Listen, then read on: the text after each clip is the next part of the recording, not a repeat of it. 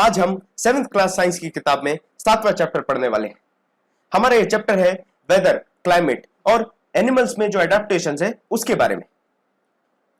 यहां पर हम ओवरव्यू में देखने वाले हैं वेदर क्या होता है, क्लाइमेट क्या होता है, पोलर रीजन में किस तरीके के बदलाव है, किस तरीके के एडेप्टेशन है, उन सब के बारे में बात करेंगे और ट्रॉपिकल फॉरेस्ट के बारे में भी बात करेंगे। और साथ में हम बात करेंगे कि किस प्रकार से ट्रॉपिकल फॉरेस्ट में एनिमल्स ने अडेप्ट किया है।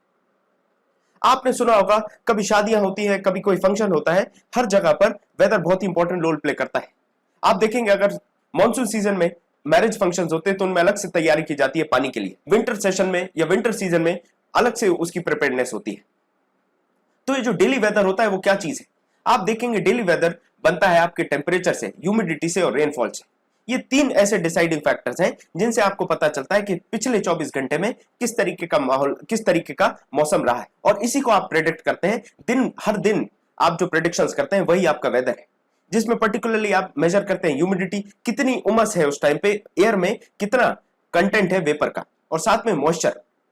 ये चीजें आपको समझ में आनी चाहिए, ये आपकी वेदर को डिफाइन करती है। अब ये जो वेदर रिपोर्ट बनाई जाती है कौन बनाता है? वेदर रिपोर्ट बनाई जाती है आपके मीटरोलॉजिकल डिपार्टमेंट से, जो कि गवर्नमेंट ही तैयार करती है, गवर्नमेंट का एक डिपार्टमेंट तैयार करता है। इनका काम है अलग अलग जगहों से डेटा कलेक्ट करना, टेम्परेचर का, विंड का, और इन सबको कंपाइल करके आपके वेदर को प्रेडिक्ट करना।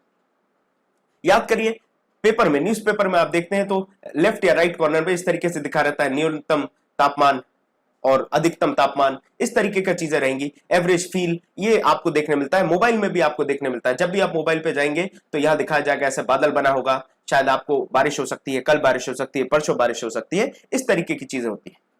अब हम बात करें रेनफॉल पे, तो रेनफॉल को मेजर करने का एक इंस्ट्रूमेंट होता है। आप देख रहे हैं यहां से पानी गिरेगा और ये फनल के थ्रू होके नीचे इस ट्यूब में जाएगा, और ट्यूब में ये रीडिंग्स लिखी हैं कुछ 10, 20, 30, 50। तो इन रीडिंग्स से पता चलता है कि क्या रेनफॉल कितनी हुई है, और उसी रेनफॉल को आप कहते हैं, मेजर करने का जो इंस्ट्रूमेंट है उसको आप कहते हैं रेन गेज।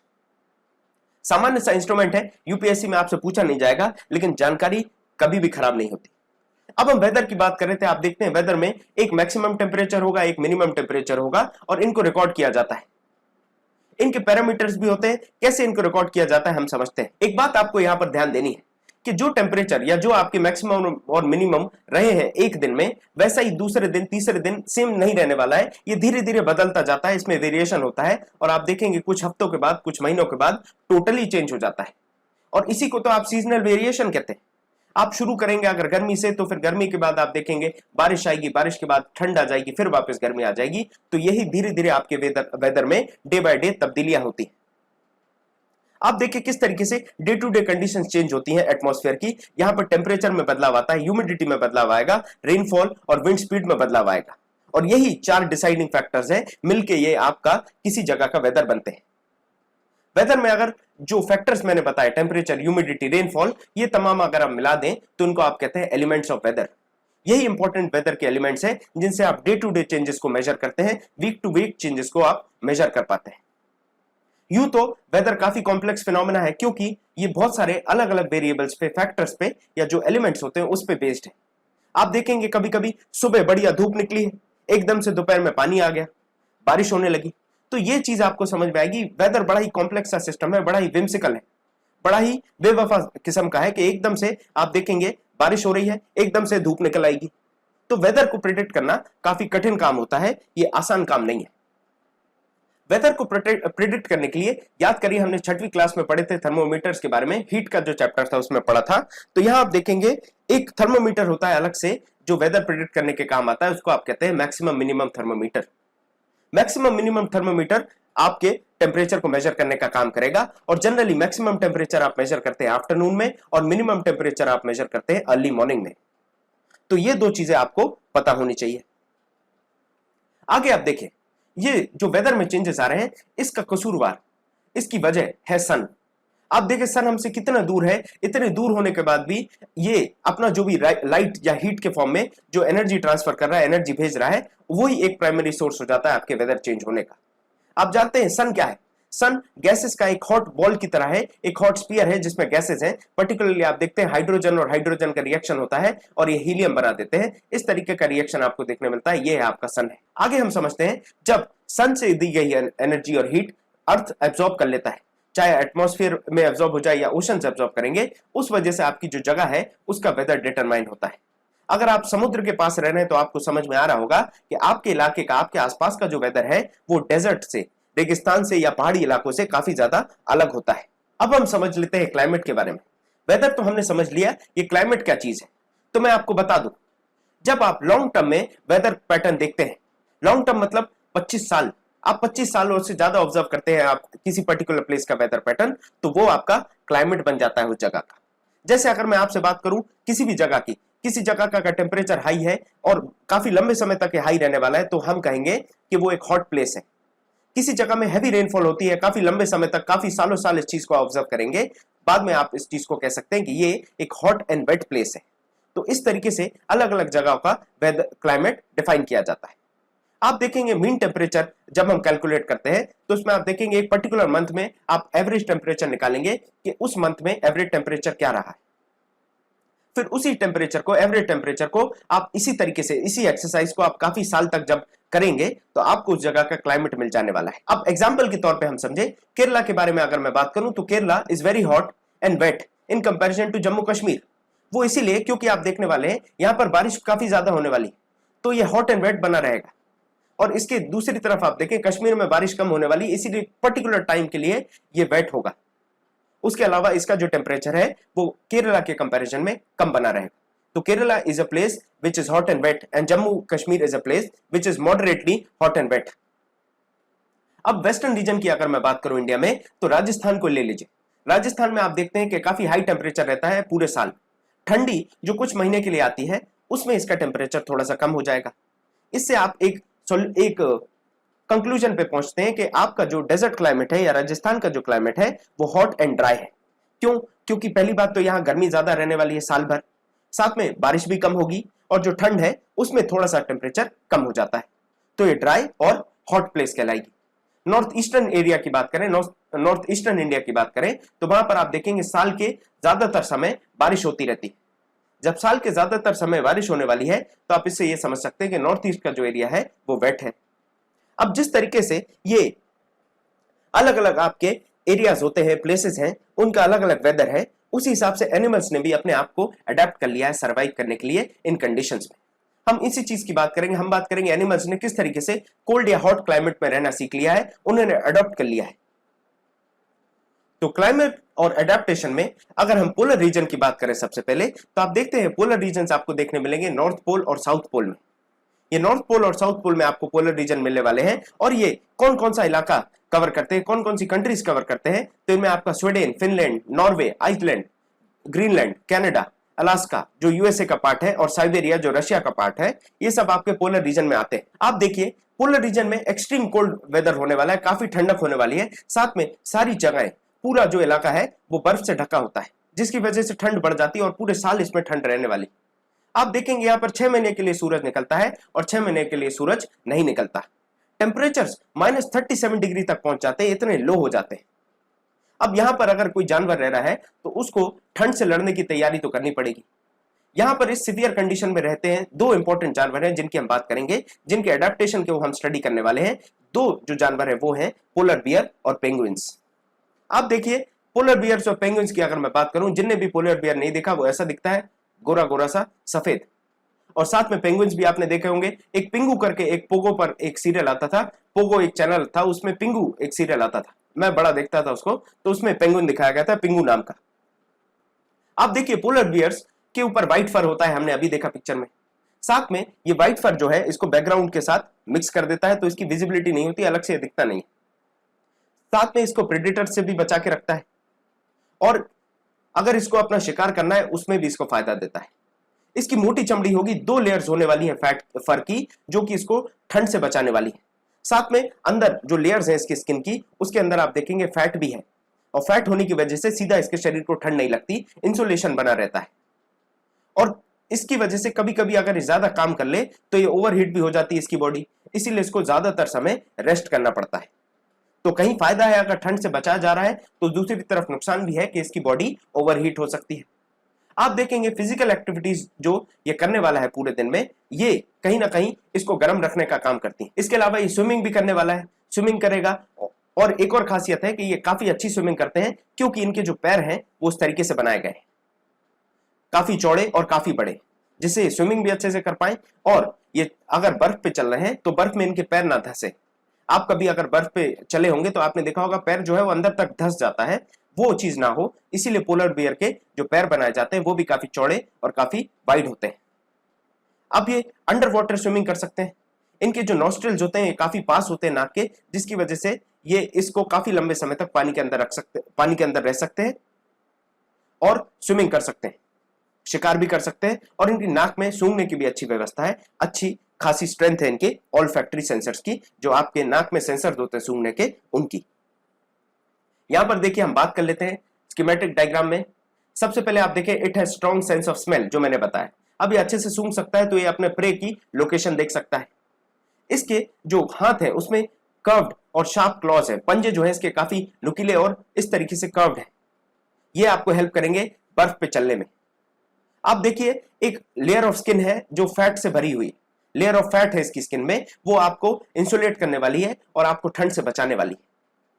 यहां पर 2 थिक लेयर्स ऑफ फर है, ये फर जो है वो डबल लेयर्ड है, वो भी आपको गर्म रखने का काम करेगा। और यहां पर आप देखते हैं ये जो व्हाइट फर है इसकी वजह से ये आइस में विजिबल नहीं होगा अच्छे से, ताकि इसको शिकार करने में ये शिकार ना बन पाए और दूसरी तरफ ये शिकार कर पाए। तो ये आपने अडेप्टेशन देखे पोलर बियर के। अब हम पेंगुइन्स की बात करें तो पेंगुइन्स भी आपने देखे किस तरीके से ये ठंड में रहते हैं। सफेद कलर के होंगे तो ये भी इनको कहीं ना कहीं एडवांटेज मिलने वाला है, क्योंकि ये जो इलाका है उसके साथ घुल मिल जाएंगे। साथ में इनकी चमड़ी भी काफी मोटी होती है और इसके अंदर भी आपको फैट की एक लेयर मिलने वाली है। ये भी काफी शानदार स्विमर्स हैं, जैसे पोलर बियर्स थे वैसे ये भी अच्छी खासी स्विमिंग कर लेते हैं। और इनकी बॉडी जो है वो काफी स्ट्रीमलाइन होगी, मछली नुमा बॉडी होगी, जैसे याद करिए हमने स्ट्रीमलाइन बॉडी पढ़ी थी मछलियों की, उस तरीके से होगी। और इनके जो पैर हैं वो वेब्ड होंगे, वेब्ड जैसे डक के पैर होते हैं। आप देखिए उसमें पंजे हैं लेकिन पंजों के बीच में स्किन होती है ताकि ये स्विमिंग अच्छे से कर पाए, पेडल कर पाए। ये देखिए ये पेंगुइन के पैर हैं, यहां पर आपको समझ में आ रहा है किस तरीके से वो अपने आप को पेडल कर सकते हैं और तैर सकते हैं। साथ में आप देखेंगे हर्ड्स में रहते हैं, ये झुंड में रहने वाले हमेशा, और झुंड में इसीलिए रहते हैं ताकि ये अपने आप को गर्म रख सके। आपने कभी बड़े सिनेमा हॉल में या कभी बड़े हॉल में जाइए जो खचाखच भरा है तो उसका टेम्परेचर अपने आप बढ़ जाता है, क्योंकि हर्ड में टेम्परेचर ज्यादा होता है। और यही पेंगुइन इसी फिनोमेना को फॉलो करते हैं। इसके अलावा और भी आपको जानवर देखने मिलेंगे, फिशेस, मस्क ऑक्स, और साथ में रेनडियर, फॉक्सेस, सील्स, वेल्स और बर्ड्स, ये तमाम आपको जानवर देखने मिलेंगे ठंडे पोलर इलाकों में। फिशेस की बात करें तो फिशेस जो है वो लंबे समय तक ठंडे पानी में रह सकती हैं और वो सर्वाइव कर सकती हैं। बर्ड्स के साथ लेकिन एक प्रॉब्लम है, बर्ड्स ज्यादा समय तक ठंड में नहीं रह सकती, इसीलिए ये माइग्रेट करने वाली हैं, एक जगह से दूसरी जगह जाने वाली हैं। तो जब कहीं ठंड बढ़ती है तो ये वार्मर रीजन की तरफ आगे बढ़ जाती है। आपको याद है साइबेरियन क्रेन जो आती है आपके भरतपुर के आसपास के इलाके में जो राजस्थान में है, या सुल्तानपुर जो आपका हरियाणा में है, यहाँ पर आपको बहुत सारी माइग्रेटरी बर्ड्स देखने मिलती हैं। यहां पर आप देखिए ये 2 फ्लाईवेज मैं बता रहा हूं किस तरीके से साइबेरिया के आसपास के ठंडे इलाके से यहां पोंगयांग के आसपास आएंगी। और दूसरा जो आपका फ्लाईवे है वो है आपका वेस्टर्न सेंट्रल एशिया का, जहां पर आप देख रहे हैं किस तरीके से रशिया के आसपास के इलाके से ये हमारे भरतपुर तक आते हैं। तो ये 2 important eastern as well as western central Asian flyways important हो जाते हैं। अब हम बात करें माइग्रेटरी बर्ड्स की तो वो लगभग 15,000 किलोमीटर दूर आती है सिर्फ ठंड से बचने के लिए, to escape the climatic conditions. ये काफी ऊपर उड़ती है ताकि जो विंड है से इनकी बॉडी में हीट ना जनरेट हो, ये कूल होती रहे, क्योंकि कूल विंड होती है ऊपर की तरफ। साथ में इनकी जो अगर बॉडी में हीट जनरेट होगी तो इनके मसल में फटीग हो सकती है, उससे भी कहीं ना कहीं इनको आराम मिलता है। आप देखिए माइग्रेटरी बर्ड्स बस नहीं, बहुत सारे मैमल्स, फिशेस और इंसेक्ट्स भी माइग्रेट करते हैं सीजनल चेंज के लिए। अगर उनको हॉस्पिटाइल कंडीशंस कहीं मिलती हैं तो वहां पर ये मूव कर जाते हैं। आप ये सोचिए कि इतनी दूर से ये माइग्रेटरी बर्ड्स आ रही हैं, इनके पास तो जीपीएस है नहीं, तो ये कैसे पता लगाते हैं कि हमें कहां जाना है, कैसे जाना है और कहां पहुंचना है? ये हर साल एक ही जगह कैसे पहुंच जाते हैं? तो यहां कहा जाता है इनके पास एक बिल्ड इन सेंस होता है डायरेक्शन का, या फिर ये सन को या फिर रात को स्टार्स को देखकर डायरेक्शन का अनुमान लगाते हैं। कभी कभी कुछ एविडेंस ऐसे भी मिले हैं जहां पर कहा जाता है ये मैग्नेटिक फील्ड जो होती है अर्थ की, उससे भी अपना डायरेक्शन पता लगा लेते हैं। अब हम बात करें ट्रॉपिकल रेन फॉरेस्ट की, तो जो इक्वेटर है आपका 0 डिग्री लैटिट्यूड है, उसके ऊपर और उसके नीचे आपको ट्रॉपिकल रेन फॉरेस्ट देखने मिलने वाले हैं। ये आप देखने वाले 15 डिग्री के आसपास ये चीज यहां पर टेम्परेचर रहता है, और जनरली आप देखेंगे ये कोल्ड भी रहेंगे कुछ मंथ्स में और इनका टेम्परेचर आपको 15 डिग्री के आसपास देखने मिलने वाला है। पोलर रीजन में मैंने आपको -37 डिग्री सेल्सियस बताया था।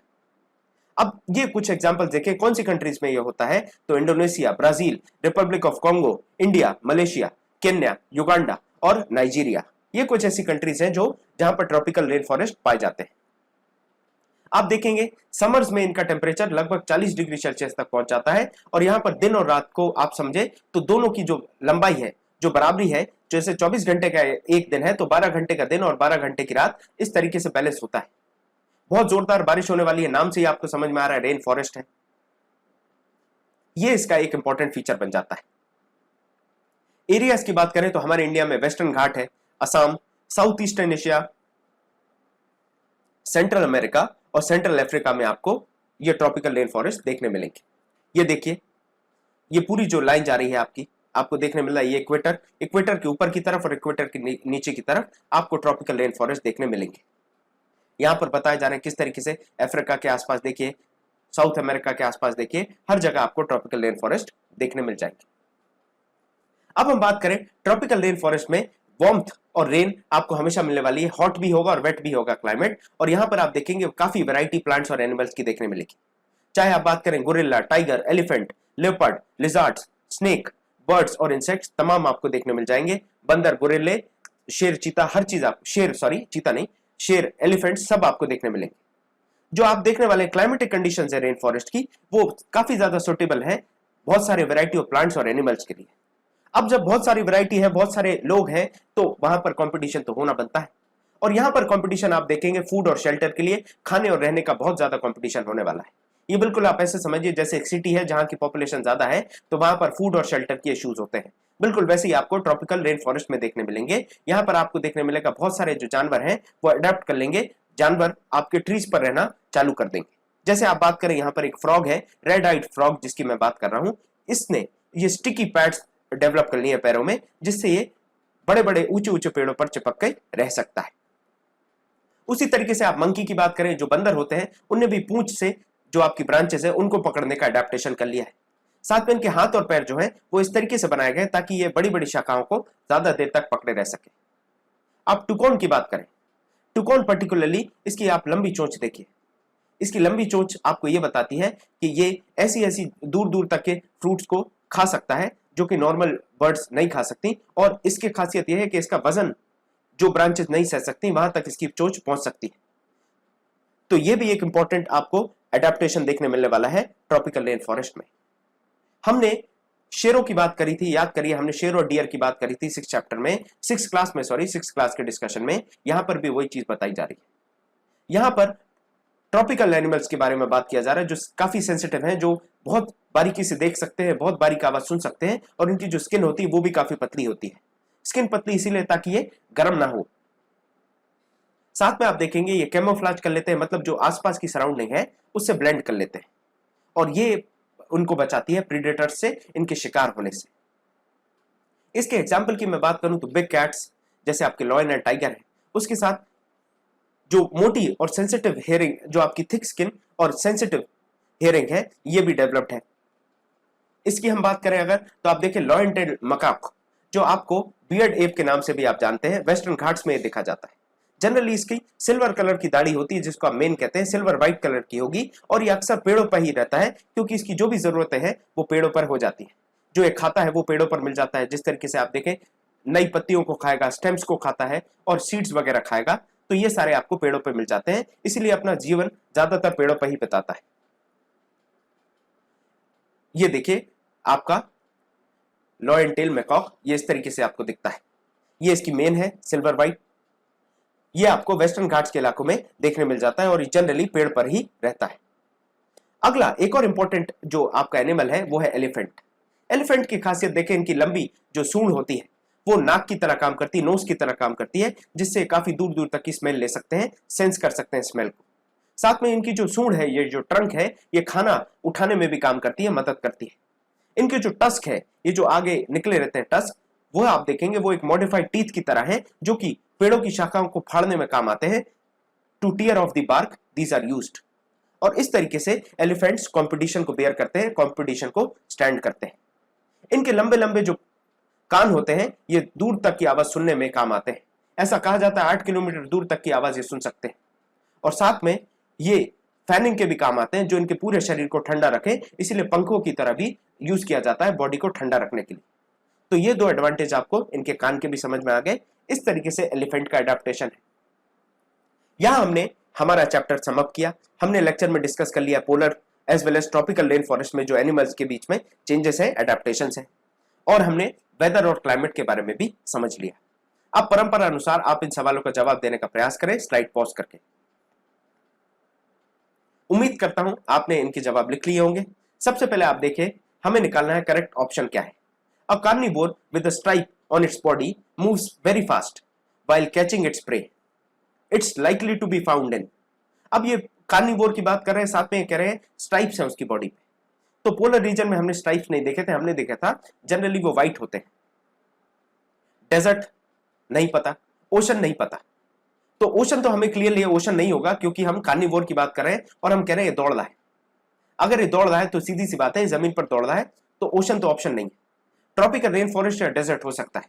अगर आप चीता की बात कर रहे हैं तो वहां पर आप देखेंगे चीता भी आपको कहीं ना कहीं ग्रासलैंड में मिलता है, डेजर्ट में नहीं मिलता। तो ये ऑप्शन भी गलत हो जाता है। आखिर में आपका ऑप्शन बचता है ट्रॉपिकल रेन फॉरेस्ट। अगला सवाल, चूज द करेक्ट ऑप्शंस। आप इसको भी स्लाइड पॉज करके इसका जवाब दे सकते हैं। Which feature adapts polar bear to live in extreme cold climates. तो ये आपको पता है, white fur, fat below skin and keen sense of smell. ये आपको पहले ही आपका जवाब मिल गया।